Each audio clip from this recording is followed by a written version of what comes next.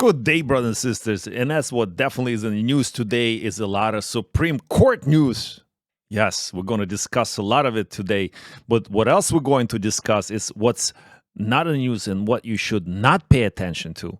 Basically, anything to do with the Biden and his stories, you shouldn't pay attention to. And why do I say that? Glenn, why do we not want to pay attention to the Biden? I truly believe anything you hear about Biden and Hunter Biden at this point is truly a distraction, because till they release the whole laptop and all the things on it, and then we know all the terrible things that FBI did to obstruct the justice, anything you hear about Biden and his family dealings is not in the news. Glenn, do you think I'm right in my assessment? Please be my partner in crime on this one. You're on your own, buddy. No, everything's coming out. Too bad for Biden. Too bad for Biden and his family. Bye-bye, Biden family. The truth hurts, and they have everything, and they're letting it out slowly so the people can absorb it in without it being too overwhelming. Don't be surprised. I'll go on record saying this right now. Don't be surprised if this government falls before the end of the year. I'm not going to be surprised, but it's like wishful thinking. That's like a lot of hoping on my part. I don't have much, I don't have much faith in this actually happening, but it'll be a pleasant surprise if it does. And hopefully actually it does, because this is probably the most corrupt family, and he's been in the Senate for 60 years, vice president. And since then, country got worse. So, career politicians don't make business better, because they've never been in the business for the business sake. They've been in the business for themselves to make money. And all those politicians, that career politicians, usually get uber rich for a reason, because they don't represent your interests. They're there to fulfill their pockets. And now I sound like a communist, Glenn. You are saying that you think this is the most corrupt presidential family ever? Let me ask you, even more than the Clintons? Okay, I'll take it back. I don't know. Maybe they're competing. If there's any kind of corruption Olympics, that would be the one to watch. So there's definitely what's in the news. What's not in the news is Rob Malley, Biden's Iran envoy, suspected of mishandling classified material. Right? Isn't it like the story of the last few weeks? Mishandling classified material, treason, something that Trump got arrested for. What else is not on the news? IRS whistleblower Gary Shapley, we won't allow to ask about the big guy. And we know what the big guy reference is to. Big guy's reference to the Biden himself. What else is not important on the news is outright angry Joe Biden protects Hunter from White House aides. Hands off my family. And he's done this before in the White House spokespeople, whoever they are. They also said, well, that's his son. Of course, he's not going to talk bad about his son. Of course, he's going to love him and support him in everything he does. All the cookers and all the pedophile stuff and all the drugs and all the gun charges and all the, corruption charges, which you participated in. Of course, he's going to support him with. He gets pretty abrupt with the journalist here. I have the video. President Biden, how involved were you in your son's Chinese shakedown text message? Were you sitting there? Were you involved? No, I wasn't. I don't know. Were you? No. Do you think Vladimir Putin? No, Glenn. No, he's not. He's not upset. By the way, did you see the side? Like, this was a famous. Now they have this picture, brothers and sisters, of him having sort of like a strap thing on his face, as if like he had some kind of air breathing machine or the gag ball strapped to his face, because that looks really suspicious. So there's something going on with Biden, Glenn. I don't know what it is. Like, how you saying end of the year? Yeah, I'm saying his son is done, and that's just going to be the trail that leads to the so-called big guy. So bye-bye, Biden family. Hello to a new tomorrow. So let's get to the actual real news. I'll let you run with this one, the Supreme Court stuff, Glenn. Yeah, two big things came out yesterday on the Supreme Court, the SCOTUS. One of them was reverse racism. In other words, now corporations, systems, school systems, whatever you want to call it, are not allowed to hire according to a race, percentage of a race or percentage of gender. And it's called affirmative action, right? Yeah, they have to hire the people who are the best for the jobs. And it sounded always strange to me. Like I never understood this. I mean, because I came from a country that's I was raised in the everybody's equal kind of situation. I mean, Soviet Union had this kind of equality thing from we were raised with that diversity, and that's where diversity came to in this part of the world, by the way. But when I came in, I learned about this whole affirmative action thing. I was like, well, isn't it reverse racism? And clearly it was, and Supreme Court struck it down. What else did this strike down? And I believe it's not going to stop just on this. I also think that there will be more challenges to already illegal DEI corporate race programs after SCOTUS college rulings. What it means is there is more than one program. And we actually mentioned it here many times. And again, going back to people like BlackRock and the forced behavior, that's what they call it. So they tell you who you need to hire. So it wasn't just limited to race.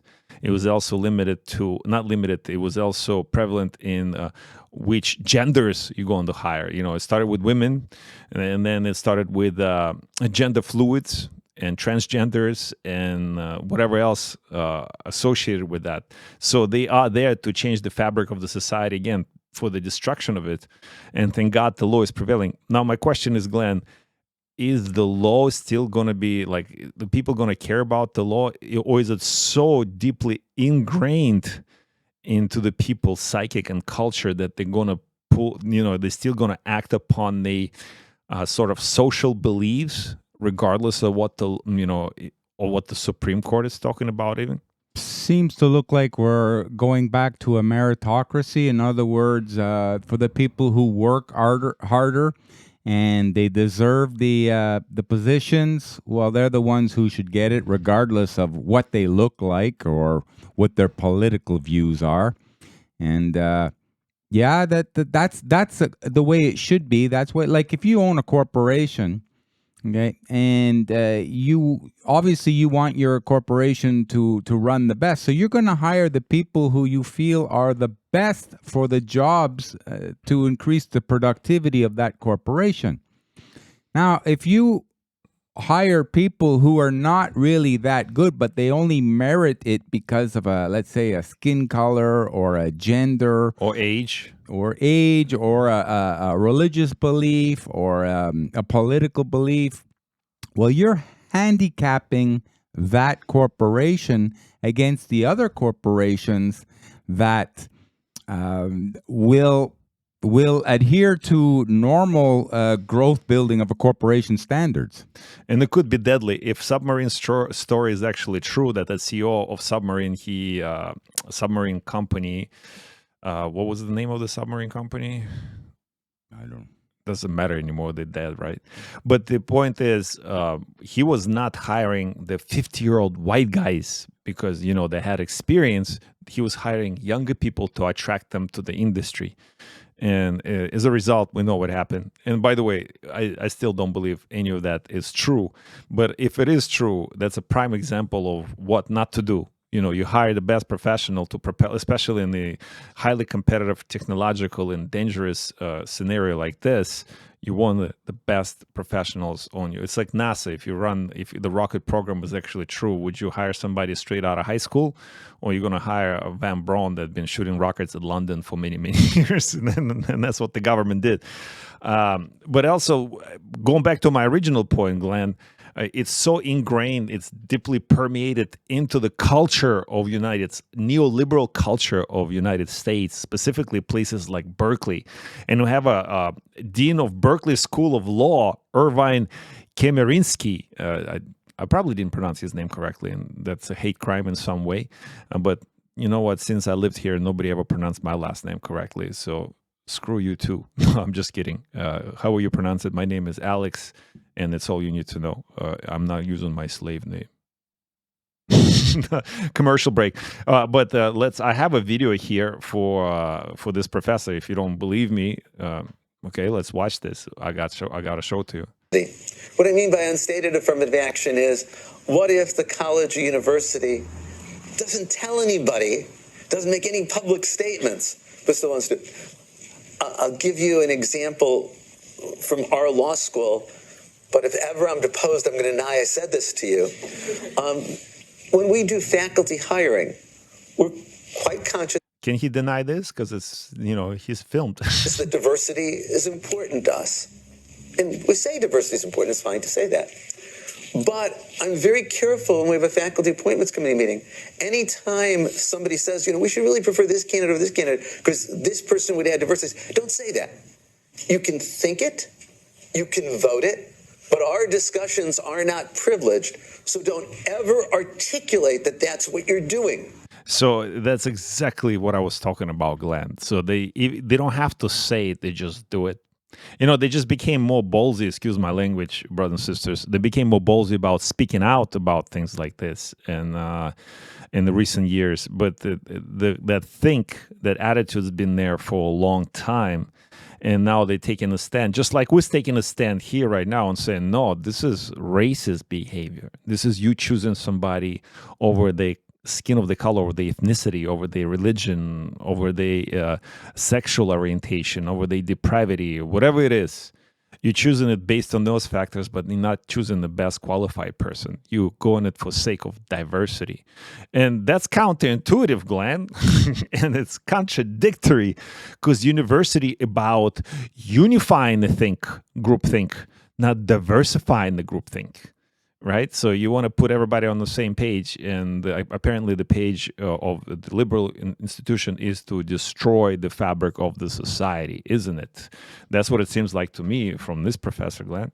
Well, other good news coming out against the neoliberalist, extreme left, wokeism, indoctrination system that used to be called an education system. It seems like the Supreme Court of the United States has voted now down the ability for loan forgiveness for all these, let's face it, the majority of them will be woke students. I never even understood how this even made its way into Congress. What about all those people, all those students over all those years who actually did pay off their student loans? Suckers. Yeah, no, that's what it cost them. They wanted to go to school. That's what it cost them. They got out of school. They found a good job, and a portion of that revenue went towards paying back the institution.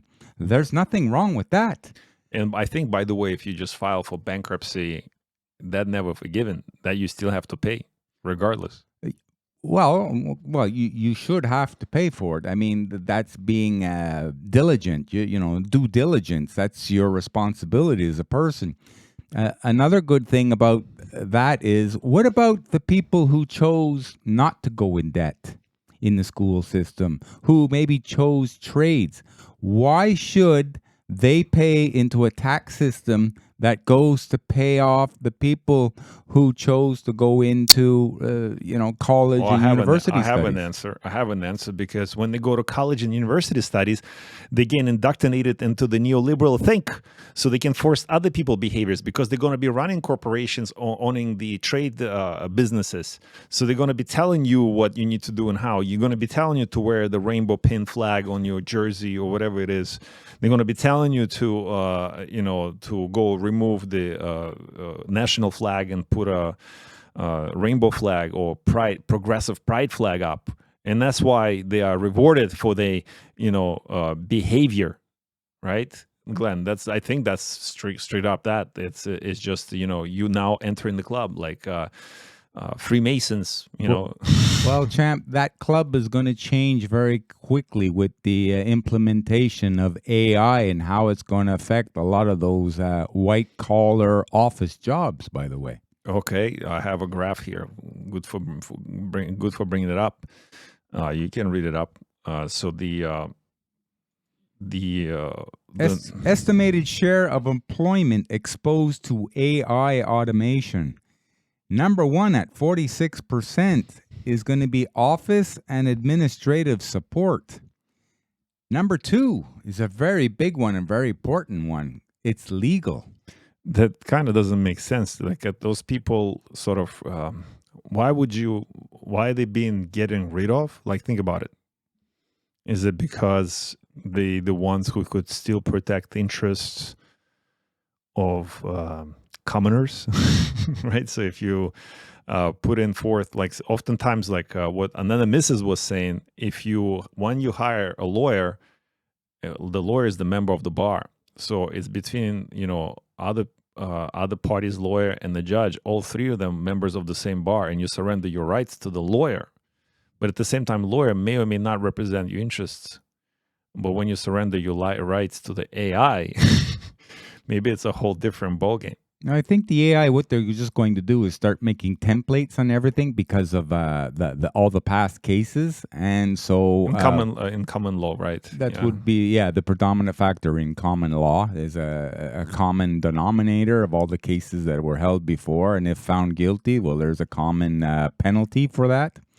And so or judges' decisions on previous precedent on which the court a case was decided, and if that's presented to the judge, it's part of the record, so it'll be easily searched via AI, and you can present it in court as your defense. Yeah, that makes sense. Yeah. Number 3 on the list, 37%, is architecture and engineering. So the AI is going to start figuring itself how to become a better engineers, and it's going to be engineering products or services in a more efficient way.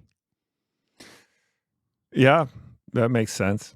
And it just keeps going on. I mean, there's business and financial operations. And it's not small percentages. They largely up to 40%. Everything that we're reading now, like 35, 33, 32% of the industry right away will be affected, right? Even sales and things related to sales and marketing, computer and mathematical, even the basic stuff like farming, fishing, and forestry. Well, you ask how? How would this affect farming and fishing? Well, it will affect things like tracking, for example. Here, they're already doing it at the ports around the world. Look at this. There's the chaos in the yard. These are all the robots. That crane's automated right there. All these little cranes, all these little robots right here. Got to putting it down on they're called AGVs. I just call them robots for short. Boom. Here we go. This one's taking off. All the way down the dock. These are the job killers. So that crane right there is automated. That can coming down is the crane operator bringing it down onto the platform from the ship, discharging from the ship right now. And then this automated crane will pick it up and put it on top of this job killer right here. There it is, man. Automation working. If you see this fence line right here, no humans are allowed on this side. If somebody breaches that gate, then the yard will shut down. Safety measure. There it is, man. Automation. Skynet is here, Glenn. So, brothers and sisters, what we observe, you observe the automated truck platforms, probably electrical too, and the cranes that would place the containers on the trucks, and those trucks will take them to whatever they need to take them to. Probably another truck. Eventually, there'll be automated truck too to take it to its destination, where it's also be automatically unloaded. What would be your job? And the port unions were always the most important and strongest unions because that's how the drugs got into countries, right? And other things, right? And that's how stolen cars were moved to different destinations. So I don't know, Glenn. Also, what's another AI thing? We have this whole Hollywood.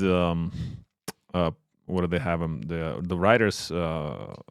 Writer strike in Hollywood, yeah, right? specifically, and we don't really talk about it, but it's over. Well, we do on Alex Ash show, but it's specifically over that thing, over the AI being writers, and we talked about it how to write a first draft of anything could cost anywhere between 60 grand to 200 grand, and now AI can do it for free. And then, like, obviously it needs to be revised, but revision could cost anywhere between 20 and 30 grand, which is way cheaper.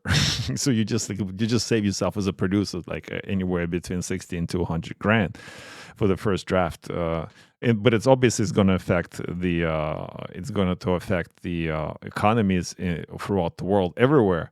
Glenn, I guess before we move into economy thing, I just want to circle back onto another Supreme Court ruling, and it's not just about loan forgiveness, and it's just about affirmative. Something they kind of on fire this week. There's another victory for free speech at Supreme Court in Christian web designer case. Do you know what that is, Glenn? Yeah, basically, let's say you had a business making cakes, and there was a wedding in the LGBTQ community, and you as a business, you didn't want to make that cake because it wasn't in your religious beliefs or it wasn't something that resonated with you. So this was against the law. But now that's been struck down. A business is allowed to do, to serve what it believes or who it wants. Myself, though, you know how we talk about the community, the Fruit Loop group community, but if I was in making cakes, for example, that's the business I would do, and I would just make the cakes for, I don't know, gay couples, or personally, that's what I would do because I'm in business to make a living for myself, for my family. That's basic.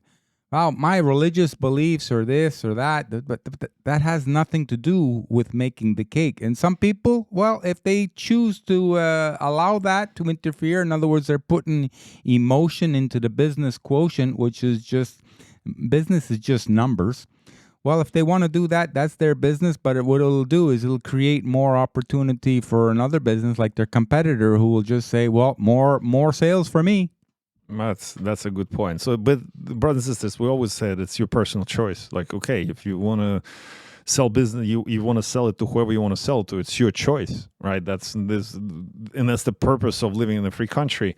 But some people are not really happy with SCOTUS's decisions this week, and those are supposed to be a very liberal people, accepting of everything. And they're not. They're usually really quick to pull the trigger and call the other side terrorists. The domestic terrorists specifically, the right wing, the far right is domestic terrorists. Isn't it, Glenn? Isn't it the common denominator between all those neoliberal communist groups, called the other side terrorists? How rich? And this is what they've been doing the last few hours. Hey guys, everyone can push that way. So just outside the Supreme Court, the premise is being evacuated because police is responding to reports of suspicious package. So there's some kind of terroristic activity, and it's probably nothing. It's probably just somebody trying to make a statement, but nevertheless, it's a terrorist act. Maybe it was a gay wedding cake. Oh, forgot to deliver it. Fell out of the truck. It may have been a gay, or maybe a hate cake. Maybe somebody made a hate cake with some hate statements on it, whatever it is. Also, another video of what do you think Trump thinks of affirmative action. And to a lot of people, Trump is Lord and Savior of this case, but he is not. Well, let's guess what he thinks of affirmative action. Let's not guess. Let's just play the video. Affirmative action. Should we keep it? Yes or no? I'm fine with affirmative action. I mean, should it be expanded, or should it be limited? Well, it should be, you have to also go free market, you have to go capability, you have to do a lot of things, but I'm fine with affirmative action. We've lived with it for a long time, and I've lived with it for a long time, and I've had great relationships with lots of people, so I'm fine with it. Affirmative action. Well, and actually it goes back to what you said. And I guess the point of institution like university, I think it's wrong to exercise affirmative action there because should be a equal playing field. But if it's a private institution and they want to, invite more diversity hires, or they want to bring in more diversity students, whatever that means, and they want to discriminate because they're a private institution and they're not government funded, yeah, more freedom to them. But if you're a corporation, they just want to hire black people or Asian people or gay Inuit people or whatever you want to do. It's up to you. It's a free country. And I think that's what you said, Glenn. That's what Trump is saying. It's if you choose to do it on your own, if you choose to discriminate, but then don't raise alarms when you're being discriminated against in other ways. Don't raise alarms where people will not submit to your authority, where people will not go play your game and buy your products or join your school because they know that's the policy that you exercise. That's the danger that's the danger you're going to run into. But I guess that's up to you. But don't make it a law, right? It's just, I think that should be just a choice, isn't it? If you're the CEO of the company, your job is to drive the sales of the corporation while keeping your expenses down, to increase the margins. That is your job. You do it within the confines of the law. That's it. That's all. To cloudy and murky that up, something so simple, well, no wonder this is happening today. But it looks like the Supreme Court of the United States is reversing all that.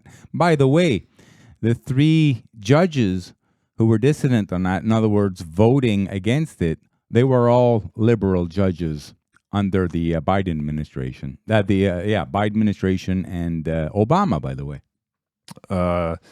And Biden was asked the question. I have the video, but I'm not going to play it.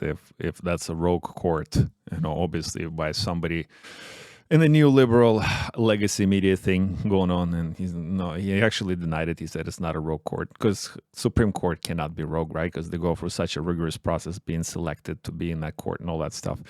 But it's surprising, and I think that's what you're saying is the tide is swinging if we have decisions like this.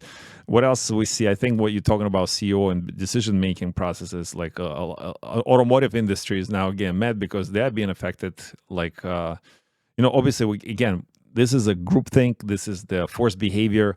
They want to force your behavior, and everybody needs to drive an electric vehicle because it's really good for 15-minute cities. You don't need to drive that far anyway. You don't really need gas. You just plug it in, overload the grid, pay extra, etc., whatever the stories are. But the government is trying to implement those electrical policies onto the automotive makers, and American auto workers withhold support from Biden for funding race to bottom with electric vehicles. Glenn, I know you have something to say about that. 400,000 workers. They don't want to support the government in this because it creates disproportionate.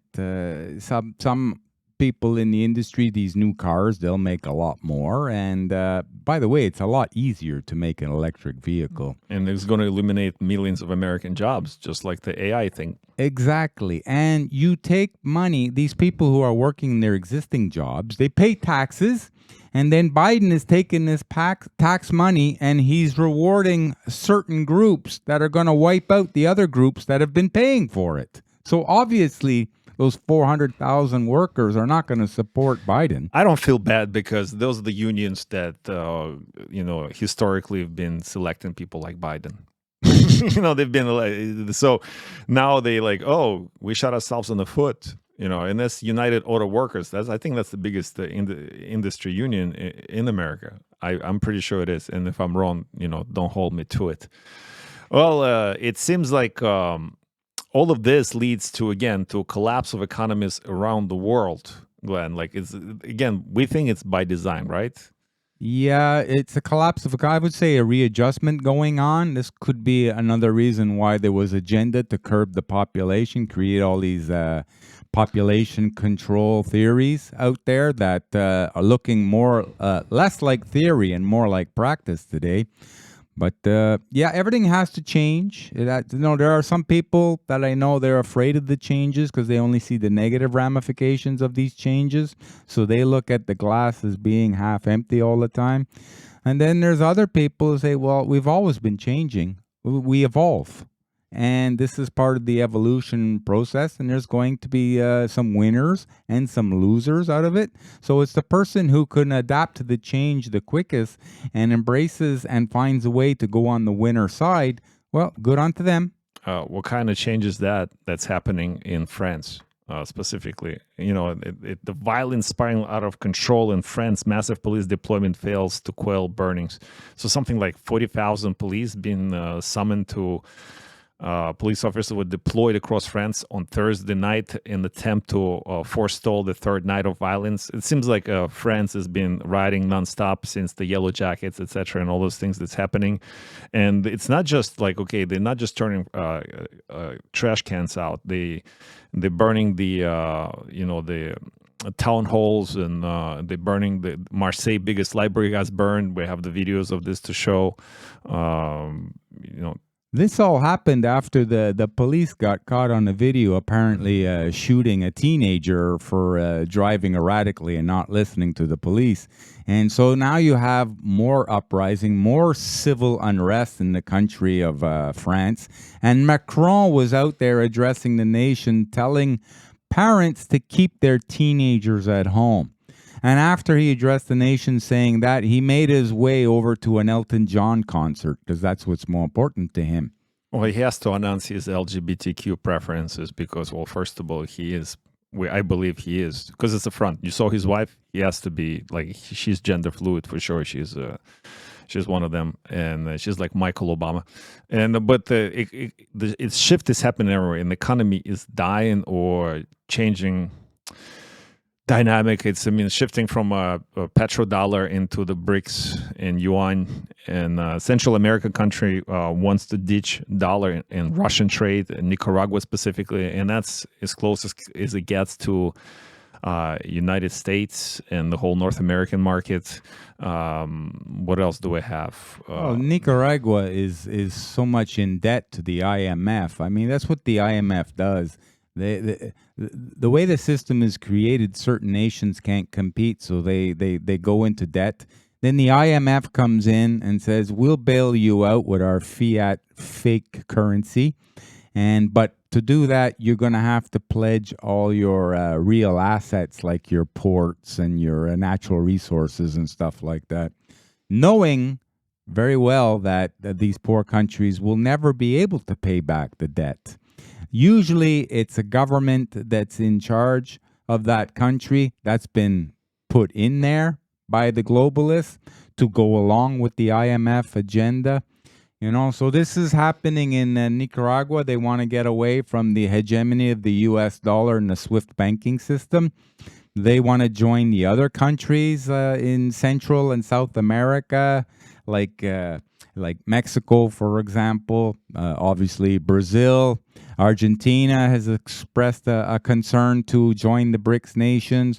So this meeting of the BRICS nations, the official BRICS, Brazil, Russia, India, China, and South Africa, is supposed to be on the 21st of August in South Africa.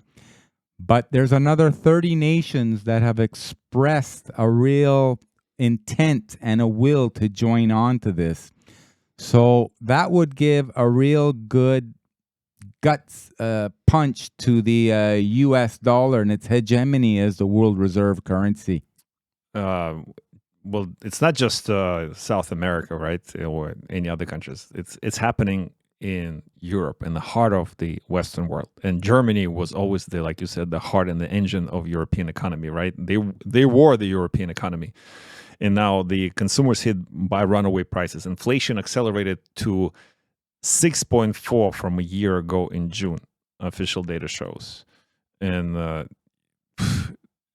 is this over for Germany? If Germany were to harmonize with the other countries in the euro, it would be equivalent of 6.8. And then you have Christopher Lagarde, or some say Christine Lagarde, or for the they-them crowd, it would be a Chris Lagarde. They're people like that who were at the head of the IMF and are now running the European Central Bank. This they-them it person is saying that they got everything under control. Everything is not under control in Europe. All these sanctions against Russia has affected the European economy. Germany, the economic engine of the European economy, is faltering. It's not just sanctions. It's also the war efforts and money laundering, all the money they've been sending. Viktor Orban. Who's Viktor Orban? He's the PM of Hungary, right? He tweeted. I don't know, Glenn. You know you're on Twitter, right? No, you're not. It's a joke. You're not on Twitter. But you will be, brothers and sisters. Glenn was going to be on Twitter shortly. But Viktor Orban posted that just 2 years into the 7-year budget, Brussels is running out of money. How did this happen? What happened to the budget? Where is the money, European Commission? The euro is being sacrificed by the Anglo-American Empire. In other words, the hegemonists of the UK and America and all their global interests.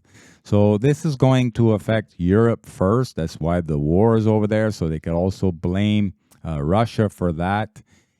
But that's going to come over here to North America, and then they're going to throw up their hands and say, well, we had no choice. I mean, it started over there, and it was a contagion, and obviously it had to come here because we were doing everything good. We had everything under control here in America. I said, oh, really? We have a little video here, Glenn. The Prime Minister summit will begin soon. So this is Prime Minister Corbyn. That's his address to the people.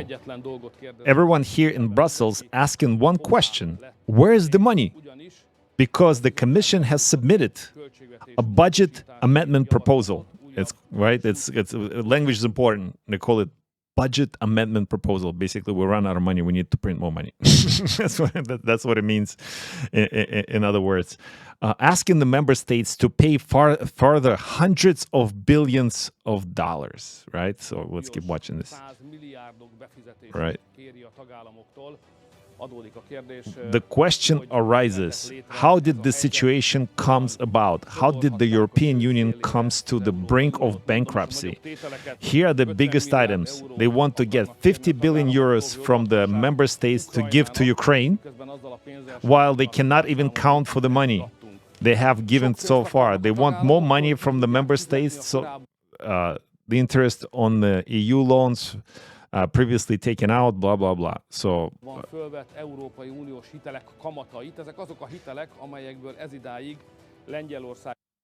basically, you understand, right? Yeah, it sounds like many dirty hands helping themselves to the piggy bank. So yeah, and that's what we've been saying here. This whole war thing and this whole money printing thing is just the biggest wealth shift in the history of the world that we are aware of, other than things like World War II, for example, right? And the global economy and financial system must brace for the coming storm. It's not just going to be, it's affecting everything, right? China doesn't produce, Glenn, as much anymore because the world doesn't consume. So it's going to affect China. It's already affecting the rest of the world. So I don't know, Glenn, we're going to close the show. Can we close the show with a good advice for the people? Well, China's not going away, just like America didn't go away. It's just they're going to go into a slowdown because the rest of the world is not buying. But there are certain countries like New Zealand. The new head of New Zealand, the Prime Minister, Chris Hipkins. Yeah. Yes, he replaced the Muppet Jacinda Ardern. And he's offered an olive branch to Xi of China, saying, hey, we could resume our trade deals because I'm not a globalist like the previous leader of New Zealand was. And New Zealand is part of the, they call them the Five Eyes. That's United States, Canada, the UK, and Australia and New Zealand. So that's the first country to break away from the Five Eyes and do things a little bit on their own. And we're going to see that probably Australia is going to be doing the same thing very shortly. But Australia does have a tough stand with China, and it's probably all posturing because, at the end of the day, when everything's going to crumble, they would have to revise all of the political and economical relations, right? Reverse globalism into regionalism. I could tell you Australia is a hell of a lot closer to China than it is to the West. And also, that's what happened to Russia, right? Because of the sanctions and everything else, and all the political posturing by or social engineering by people like BlackRock and IMFs and EU and NATO and all that stuff. They had to go internally and reinvent their own industries and rebuild the industries and build new ones and improve on the older ones and reconnect with new partners in Asia, Africa, South America, and elsewhere. And so things like BRICS becoming stronger and bigger as a result. So I think it's still all engineered and the shift is happening. And you just got to be, brothers and sisters, don't be scared of this. Just be aware of this. Position yourself correctly. Be strong mentally and physically. And be aware, like be prepared, be in the know, because especially men, your preparedness is part of you being a man. And how do you prepare? You have to be aware of what's going on around you. If you're not aware of what's going on around you and you're just being a simpleton and a follower, then you're not being a man. Man is a leader. Man is a leader at home. Man is a leader in his community. Man is a leader in the world. Thank you, brothers and sisters. We'll see you on the next one.